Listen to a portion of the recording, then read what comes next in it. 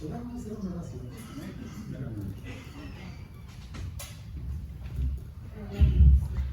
Padre, gracias le damos, mi Señor.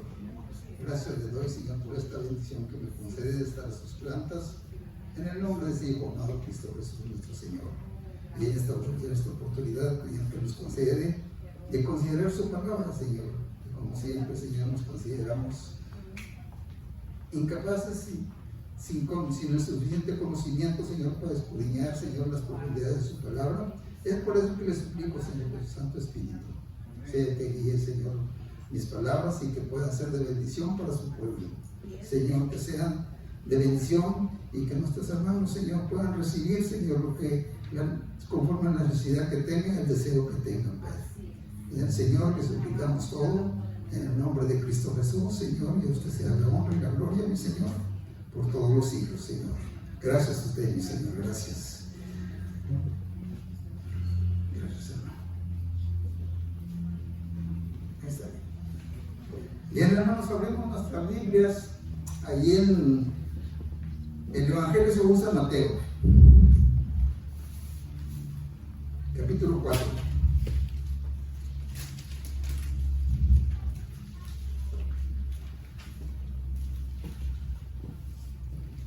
El versículo 17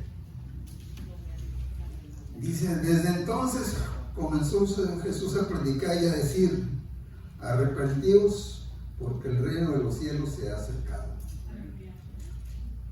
Desde entonces comenzó Jesús a predicar y a decir: arrepentíos, porque el reino de los cielos se ha acercado. Bien, hermano, en esta ocasión, hermanos, el Señor estaba por empezar su ministerio.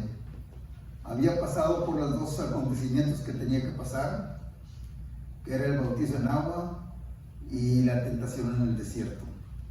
Y hermanos, si el Señor, si notamos lo que dice el Señor, el reino de los cielos se ha acercado. No dice el reino de los cielos se ha implantado, se va a implantar. No, hermanos, eso todavía está por venir y ya está muy cerca de que el Señor venga y implante su reino, venga el Señor en las nubes, venga a poner sus pies aquí sobre la tierra y venga, digamos, a establecer su reino. Hermanos, pero mientras tanto, el Señor dijo que esto, digamos, era lo que estaba aconteciendo, que el reino de los cielos se estaba acercando. Y hermanos, precisamente vamos a hablar del reino de los cielos y vamos a considerar su naturaleza, primeramente su origen, su naturaleza, su propósito. Y hermanos, y como todos sabemos, vamos a comenzar hablando, digamos, del origen. Como todos sabemos, hermanos, que el capítulo 1 de Génesis nos habla que el Señor creó todas las cosas. El versículo 26 nos dice que hagamos al hombre a nuestra imagen y semejanza y señoree en los peces del mar, en las aves de los cielos, las bestias en la tierra y en todo animal que se mueve sobre la tierra. Y añade, y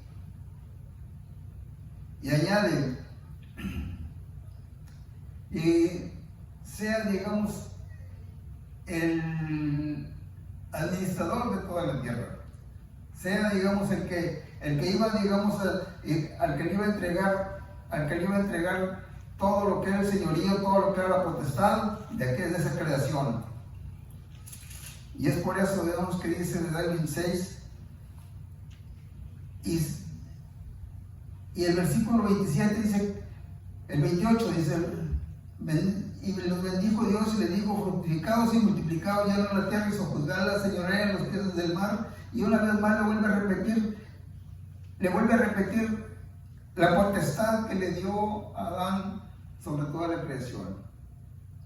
Y hermanos, el capítulo 2, versículo 7 dice cómo formó el Señor a Adán. Dice que lo formó el polvo de la tierra, sopló en el aliento de vida, y fue el hombre un ser viviente, diferente a los otros seres vivientes.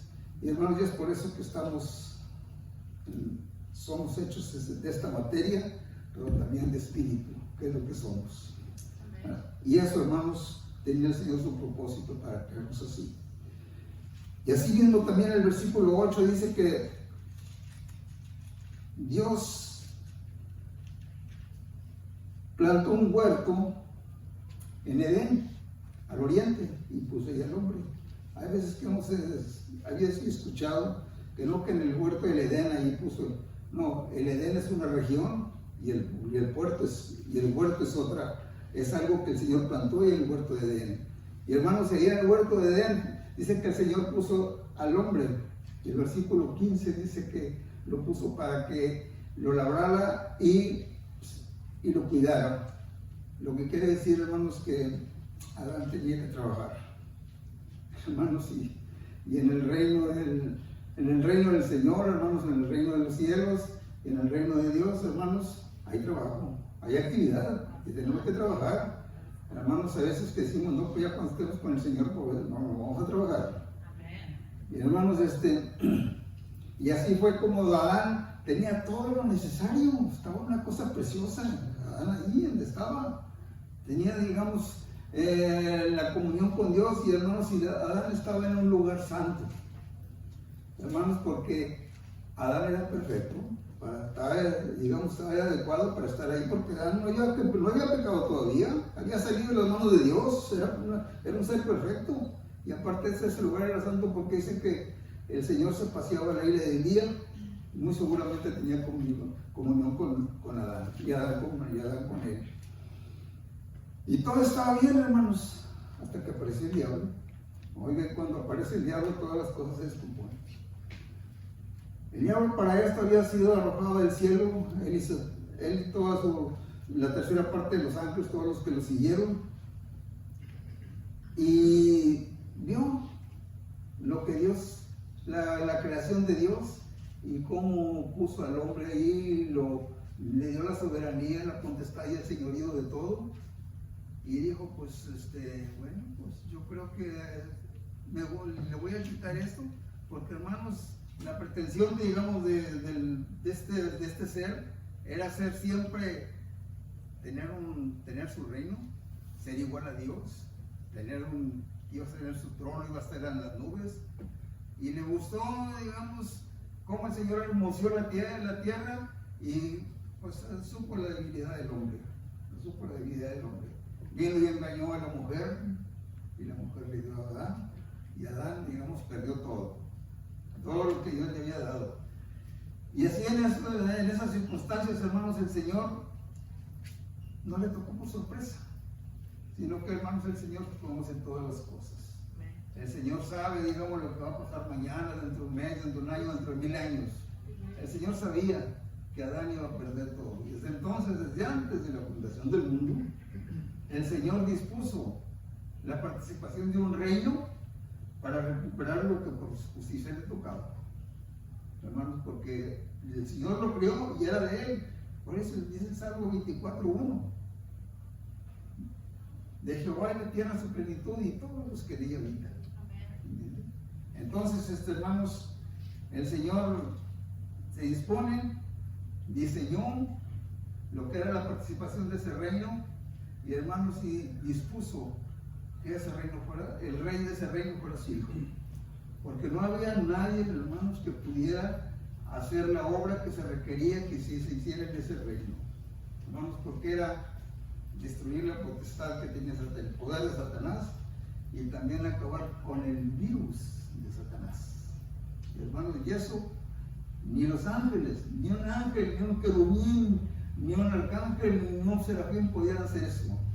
Por la razón, hermanos, de que no estaban en condiciones, no eran los adecuados, un hombre mortal mucho menos. Y entonces, hermanos, el Señor, como siempre, Él ha tenido siempre su reunión, su trabajo en el cielo. Nos dice el capítulo, nos da una idea, los capítulos 1 y el capítulo 2 de Job, y también, digamos, hay un pasaje allá por Primera de Reyes, capítulo 22, versículo 19, donde un profeta que no tiene libro, pero fue un gran profeta de Dios, Micaías, Dice que el capítulo versículo 19 dice que vio a Dios, vio al Señor sentado en su trono y alrededor de él todo su ejército de los cielos, y el Señor estaba pidiéndole saber quién hacía algo que tenía que hacer. Y dice que un espíritu decía, pues yo hago esto, y porque yo hasta que hubo uno que dijo, hazlo tú. Eso nos da una idea, hermano, de que el Señor tiene sus asambleas, digamos, ahí en los cielos. Y en esta ocasión, pues eso fue. El profeta Isaías dice en el capítulo 6, nos dice el versículo 1, nos dice que vio al Señor sentado en su trono, en un trono alto y sublime, esa cosa hermosa. Y dice que vio las vestiduras del Señor que llenaban el templo. Y el versículo 8 dice que el Señor exclamaba, ¿a quién enviaremos? ¿Y quién irá por nosotros? Se refería a eso, digamos, al asunto del reino que él pensaba, digamos, levantar. Hermanos, y eso, ¿verdad? Digamos, y ante esa pregunta, hermano, ante esa exclamación, pues parece que fue únicamente ahí para Isaías, pero hermanos, hay ocasiones que el Señor lo que dice, lo dice, digamos, para el tiempo futuro, como el capítulo 7, versículo 14 de Isaías, donde dice que alguna señal, la Virgen concebirá y dará a luz un hijo. Pues es verdad que era para ese tiempo, pero también el Señor estaba refiriendo a lo que iba a acontecer en 700 años después en Belén. Usted sabe lo que aconteció en Belén, ¿verdad? Entonces vemos que el Señor, así como anuncia esas cosas, anunciaba esto desde antes de la fundación del mundo, preguntaba el Señor. Entonces el Hijo contesta.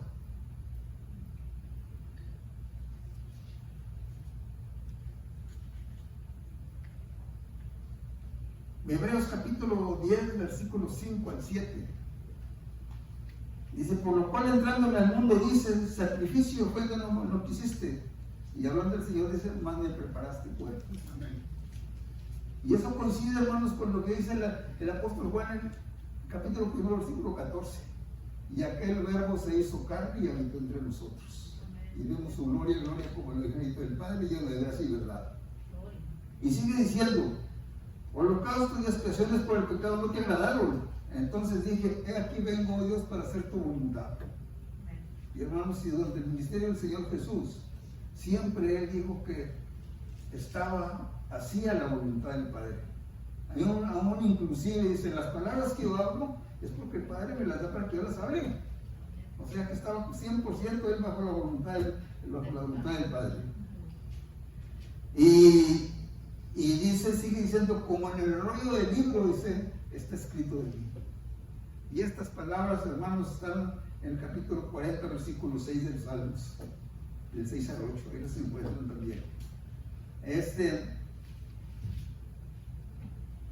Lo que nos da a entender, hermanos, como está en el libro, en el rollo del libro, hermanos, lo que nos da a entender que el Señor es muy minucioso.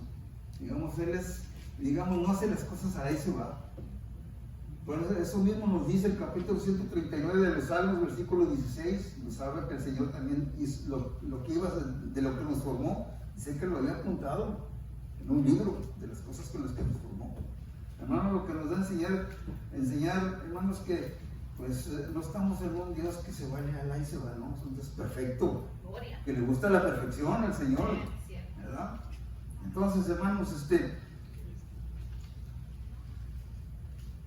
y esto, hermanos, de que este acuerdo se formó allá en el cielo antes de la fundación del mundo. Por eso Pedro en el capítulo 1, versículo 20, nos dice algo así, dice, sino por la sangre preciosa de Cristo como un cordero sin mancha y ya destinado desde antes de la fundación del mundo, pero manifestado en los tiempos posteriores por amor a vosotros. Y se ha destinado desde antes de la fundación del mundo, que fue cuando se hizo eso. Ahora el apóstol Pedro en el capítulo 2, versículo 23 del libro de los Hechos, nos da a entender que fue un acuerdo que se hizo, porque dice Pedro, hablando del Señor Jesús, dice, y a hablando de Jesús, por el determinado consejo. y anticipado conocimiento de Dios. Determinado consejo, ¿qué quiere decir? Que fue la decisión de un acuerdo que hubo. Así lo podemos decir. Hermanos, entonces, lo que nos quiere decir esto, hermanos, que como la Escritura se va, digamos, siendo interpretada por la misma Escritura. Y así vemos, hermanos, que esta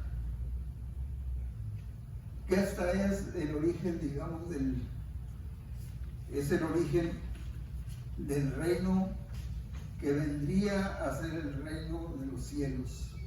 Y hermanos, y donde hay un reino y hay un rey, hay súbditos. Los súbditos iba a ser la iglesia. Los súbditos iba a ser la iglesia, o sea, nosotros. Hermanos, que somos los representantes del reino de los cielos. Gloria a Dios. Así es. Somos los que representamos aquí en la tierra el reino de los cielos. Y ahí, en la iglesia, iría a ver la fe genuina y la que no es. La iglesia verdadera y la que no es. ¿Verdad? Y esto, hermanos, el Señor lo declaró por medio de una ceremonia desde allá, desde que estaba el pueblo de Israel en el Sinaí. El libro de Levíticos, que es el libro, como quien dice, digamos, se puede decir que es la constitución religiosa que le dio el Señor al pueblo de Israel. Ahí en el capítulo 23 del libro de Levíticos, ahí menciona una ceremonia que el Señor le dijo a Moisés que les dijera al pueblo de Israel para que la digamos, practicaran, para que la hicieran cada año. Y dice así, dice: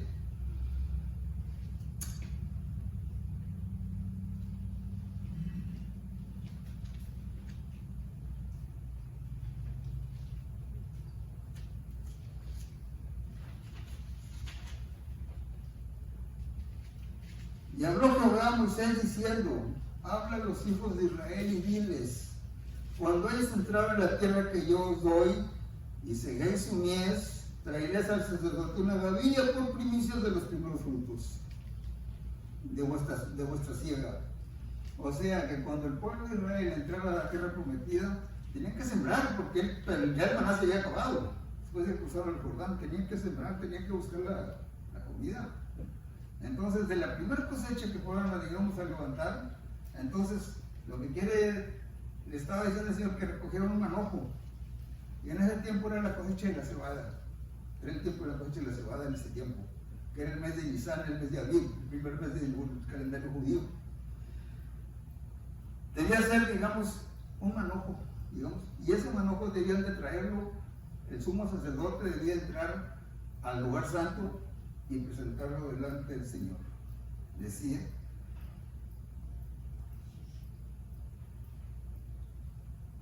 y es una gavilla por primicias de los primeros frutos de vuestra siega, de los primeros frutos que se iban a levantar de la siega, iba a ser esa gavilla. Y entonces sigue diciendo: y el sacerdote la mecerá delante de Jehová para que seas aceptos. El día siguiente del día de reposo la mecerá. ¿Cuál es el día siguiente del día de reposo? El domingo, ¿verdad? Y esto, hermanos, esta ceremonia se efectuaba en la misma semana de los panes sin levadura, en donde se celebraba la Pascua, donde se celebraba esta ceremonia, ¿verdad?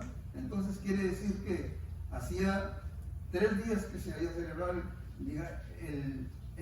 la ceremonia, digamos, de la Pascua. Había sacrificado el corderito, y dice que eso fue el día 14 del mes de Aviv, que viene siendo en el calendario judío un viernes, ¿verdad? Y el domingo, el día después se iba a presentar esa gavilla, representaba nada más y nada menos que la resurrección del Señor Jesús. Gloria a Dios.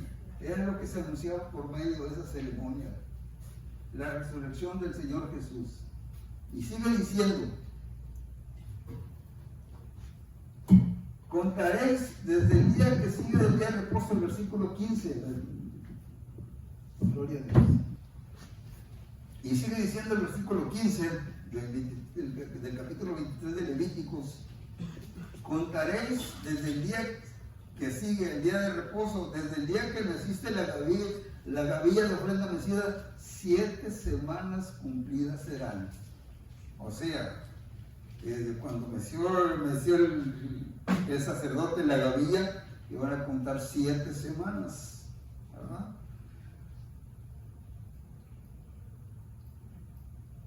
Hasta el día siguiente del día de reposo, hasta el día siguiente del 7º día de reposo, el último sábado de esas 7 semanas, el día siguiente del día de reposo, dice, contaré 50 días. 50 quiere decir Pentecostés. Entonces ofrecerás el nuevo grano a Jehová. Entonces ya aquí ya no iba a ser la gavilla. Ya la habían trillado, digamos, habían hecho la trilla y habían limpiado el grano, pero los primeros granos, dice, de vuestras habitaciones traeréis 50 días, entonces ofrecerán el nuevo grano a Jehová. De vuestras habitaciones traeréis 2 panes para ofrenda mecida, que serán 2 décimas de flor de harina cocidos con levadura. Hermano, la levadura no se permitía, digamos, en las ofrendas, nada más en esta ocasión, y en el capítulo 7, versículo 30, también, digamos, de Levíticos, se menciona. Hermanos, lo que quiere decir que de aquellos primeros granos que iban a ser los primeros granos, digamos, de la cosecha, la gavilla fue la primicia de los primeros frutos. Y hermanos, porque el Señor es el primogénito en todas las cosas. El Señor es el primogénito de la resurrección de los muertos. Por eso, digamos, se indicaba que era la resurrección del Señor Jesús. Entonces, y ya estos, digamos, iban a ser los granos, no iba a ser la gavilla, sino que estos granos iban a ser cocidos con levadura, se iban a transformar pues en harina y después en masa. Y hermanos, y ya sabemos todos que la harina, ¿cómo se junta con la masa? Echándole aceite, ¿verdad? Hermanos, hasta aquí, digamos, parece ser que el Señor, digamos, presenta las cosas muy adecuadas. Por ejemplo, hermanos, y esto, hermanos, era, digamos, la ceremonia que presentaba lo que era la presentación de la iglesia del día de Pentecostés. ¿Qué es lo que se celebra el día de Pentecostés? La venida del Espíritu Santo, ¿verdad? Entonces, hermanos, aquí lo que estaba presentando, digamos, esta ceremonia era que en ese día el sumo sacerdote iba a presentar los 2 panes, y hermanos, y representaba lo que sucedió el día de Pentecostés. Para esto, el Señor Jesús anduvo 40 días aquí, para dar testimonio de su resurrección. Tenía 10 días que el Señor había ascendido a los cielos, ¿verdad? Entonces el Señor ya estaba ocupando su nuevo ministerio, que era el sacerdocio. Es nuestro sumo sacerdote ahorita. Entonces, como sumo sacerdote, ¿verdad? Él lo que hacía era, lo que hizo el día de Pentecostés, presentar aquellos primeros granos, que eran aquellos 120, de muchos granos de la cosecha que vendría. Hermanos, era lo que. ¿Y qué fue la respuesta? Hermano, la respuesta que fue el Señor. Dice que vino el Espíritu Santo para habitar en forma permanente ya en la iglesia. Porque, hermanos, el Espíritu Santo anterior en el Antiguo Testamento no venía en forma permanente. Venía, digamos, caía, revestía algunas personas, digamos, en forma temporal. Capítulo 7, versículo 38 y 39, el libro de el Evangelio de San Juan, nos dice esto. Hablando del Señor Jesús, dice, el que cree en mí, versículo 38, el que cree en mí, de su interior correrán ríos de agua viva. En el versículo 39, dice el apóstol, y esto decía del Espíritu que habían de recibir los que creyesen en Él, porque el Espíritu aún no había venido, porque Cristo no había sido aún glorificado. Hermanos, y el Señor Jesús, en el capítulo 16, versículo 7 del Evangelio de San Juan, Dijo, conviene que yo me vaya. ¿Por qué conviene que yo me vaya? Porque si no me fuera, dice, no va a venir el Consolador a vosotros. Así es. Entonces, hermanos, el Señor no es minucioso, ¿verdad? Entonces vendría, digamos, el Espíritu Santo ya vendría en forma permanente. ¿Por qué? Porque el Espíritu Santo vendría a cumplir la dispensación que le tocaba a él participar. Esta es la dispensación del Espíritu Santo. Estamos en la dispensación de la iglesia, la dispensación de la gracia, la dispensación del Espíritu Santo, que es la misma. Hay 7 dispensaciones que nos dice la palabra de Dios. Falta una. Esta es la 6ª, falta la del reino. Y hermanos, y esto, ¿verdad? Digamos, era lo que representaba aquella ceremonia de que la iglesia, hermanos, iría a ver lo bueno y lo malo.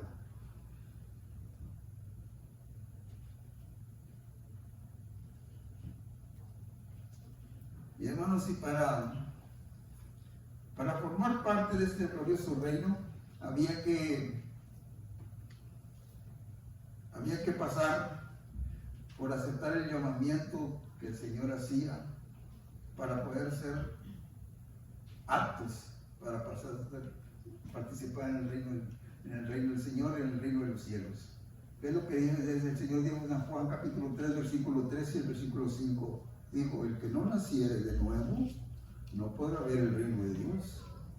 Y el que no naciere del agua y del Espíritu no podrá entrar en el reino de Dios. Y esto, hermanos, era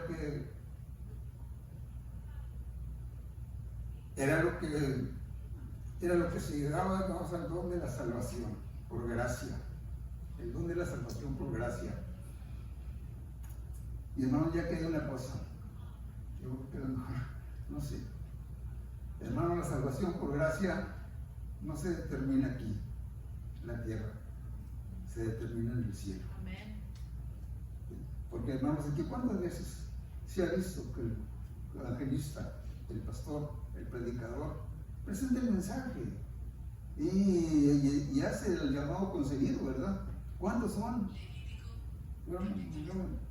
Hermanos, pero sabrá las personas esas todas lo que requiere el Señor, digamos, para aceptar digamos, recibir ese don, digamos, de la salvación por gracia. Porque, hermanos, el don de la salvación por gracia nos lleva directamente a la vida eterna, como dijo San Juan 3:16. Y como dice el apóstol, digamos, que no es por obras para que nadie se gloríe, ¿verdad? Entonces, hermanos, y para eso, hermanos, hay un proceso en el cielo, para el don de la salvación. Capítulo 16, versículo 8, el Evangelio según San Juan. Dice, y cuando Él venga, hablando del Señor Jesús, y cuando Él venga, se refería al Espíritu Santo, y cuando Él venga, convencerá al mundo de pecado, de justicia y de juicio. Hermanos, ¿quién nos redarguyó de pecado? ¿No fue el Espíritu Santo? El Espíritu Santo. Y hermanos, si el Espíritu Santo nos redarguye de pecado, solamente, hermanos, cuando hemos escuchado el Evangelio. Cierto. Yo lo digo por mi experiencia, hermanos, por mi experiencia. Yo antes no escuchaba, no sabía, yo ya no había escuchado el Evangelio, yo no había escuchado nada de la palabra de Dios. Yo decía que había un Dios, pero yo decía, Dios está ahí arriba en lo suyo, yo acá abajo en lo mío, ¿verdad? Pero, hermanos, hubo algunas veces que después de mis correrías, el sábado o el lunes, yo 2 o 3 veces, no, ya ando muy mal aquí, ya no vuelvo, ya no me vuelvo, no voy. Oiga, pero se llegaba el sábado y ya voy. Como decía yo, para la cabra tira al monte. Hermanos, ¿por qué? Porque esa, digamos, era de aquí nada más. Pero un día, hermanos, el Señor puso los medios, me llevó a la situación más difícil de mi vida, ¿verdad? Y entonces fue cuando, digamos, mi esposa se me estaba muriendo. El Señor la sanó, el Señor dio el milagro, hermanos. Y como gratitud yo comencé a ir a la iglesia. Yo estaba incapacitado, andaba en muletas, porque tenía que orar en un pie, digamos, en el trabajo. Yo había andado 8 semanas de incapacidad. Y hermanos, a la segunda semana le pasó a mi esposa eso. Así que yo tuve como 5 semanas para estar, digo lo que es el Señor, digo, bueno, yo pienso, Dios, Señor, pues usted sabía que iba a necesitar yo algo para estar con mi esposa en la recuperación. Ahí estuve con mi esposa en los 5 semanas de recuperación. Y aparte de eso, comencé a ir a la iglesia. Una hermana mía me regaló la Biblia de mi mamá ya había pasado con el Señor. Entonces, hermanos, cuando comienzo a ir al Evangelio, comienzo a ver, comienzo a sentir, comencé a leer, ¿verdad? Pues poquito que entendía y lo poquito que entendía de la predicación, comencé a entender, decir, no, pues, ya está. ¿No? Comencé a sentir como repunia, hermanos, qué tipo de vida, ¿qué ando haciendo yo allá? Hermanos, y cuando eso pasa, es que atendemos la acción del Espíritu Santo que nos redarguye de pecado. Y el Señor se da cuenta de eso. El Señor se da cuenta. Entonces dice que el Señor envía el sentido del arrepentimiento para salvación. Capítulo 11 de los Hechos, versículo 18. Es ahí en ese pasaje, dice, cuando Pedro viene a dar el reporte, digamos, de su gira evangelística, por allá donde andaba, viene a la iglesia de Jerusalén, y estaban todos los ancianos y los sacerdotes, y ya estaba hasta el pastor de la iglesia. Y cuando Pedro les cuenta lo que pasó con Cornelio, que había recibido el Espíritu Santo, entonces dicen, oiga, que también a los gentiles ha dado Dios arrepentimiento para vida. También a los gentiles, nosotros, ha dado Dios arrepentimiento para vida. Hermanos, a veces decimos, no, yo me arrepentí. No, hermano, lo que ese arrepentir no salió de nosotros. Fue el sentir del Espíritu, del arrepentimiento que Dios mandó. Y hermanos, y es necesario y más vale que lo atendamos. ¿Cuántas veces mandará el Señor ese arrepentimiento? O sea, pero más vale que lo atendamos. Hermanos, y cuando lo aceptamos, que fue lo que dijo el hermano pastor hace unas cuantas semanas, que cuando él, digamos, yo que andaba mal y que quiso arrepentirse, y que todo dice, ahí nos caminó para allá, dice que el arrepentimiento es ir para allá y después dar vuelta para atrás. El hermano que decía que no podía fumar, y que un día su hijo le dijo, vaya al fumes. El Señor usó a su hijo para redarguirlo, el Espíritu Santo es para redarguirlo, y dice que ya, entonces dice que vio que definitivamente se estaba mal, dice que desde entonces ya no volvió. Hermanos, y yo desde esa noche, que viene ya que por una predicación que fue en un servicio de varones, hermano, los varones también puede suceder algo, hermano, fue en un servicio de varones que un hermano, no fue mi hermano pastor, fue un hermano, digamos, del presidente de varones, me parece que era. Oiga, el mensaje que dio, dije, no, yo me levanté con mis muletas, Señor, ya no quiero andar allá, yo ya no quiero nada de eso, hermanos. Y fue, digamos, ese cambio que hubo, ¿entienden? Y hermanos, y desde entonces, por la gracia de Dios, por la gracia del Señor, hermanos, hasta ahorita el Señor me tiene a sus planes. Gloria a Dios, gracias. Y hermanos, y que cuando eso pasa, cuando ese arrepentimiento, el Señor ve que somos sinceros. ¿Quién puede escudriñar nuestro corazón? Nuestro ser, lo más íntimo, el Señor lo sabe. Cuando somos sinceros y que tenemos el arrepentimiento, dice que el Padre nos lleva con el Hijo. Capítulo 6, versículos 37 y 39, digamos desde el Evangelio según San Juan. Dice el versículo 37, todo lo que el Padre me da vendrá a mí, y el que a mí viene no lo echo fuera. El Señor Jesús dice, todo lo que el Padre me da vendrá a mí, y el que a mí viene no lo echo fuera. Capítulo 39, y si esta es la voluntad del Padre que me envió, de que todo lo que me diere, yo no pierda nada, sino que lo resucite el día postrero. Y el que más me llena a mí, hermanos, el capítulo 17, versículo 24 del Evangelio según San Juan, las primeras palabras, donde dice el Señor Jesús, Padre, aquellos que me has dado, quiero que donde yo esté, ellos estén conmigo. Gloria a Dios. Oiga, hermanos, esa es una garantía de que vamos a estar con el Señor. Gloria a Dios. ¿Saben por qué? Hermanos, dentro de unas cuantas horas el Señor iba a ser reprendido. El Señor ya sabía que no llegarían las 24 horas porque su cuerpo iba a estar en la sepultura. Él iba a estar en la presencia de Dios. O sea que el capítulo 17, hermanos, les recomiendo que lo lean. Oiga, qué cosa tan preciosa, hermano. Es la oración del Señor Jesús por los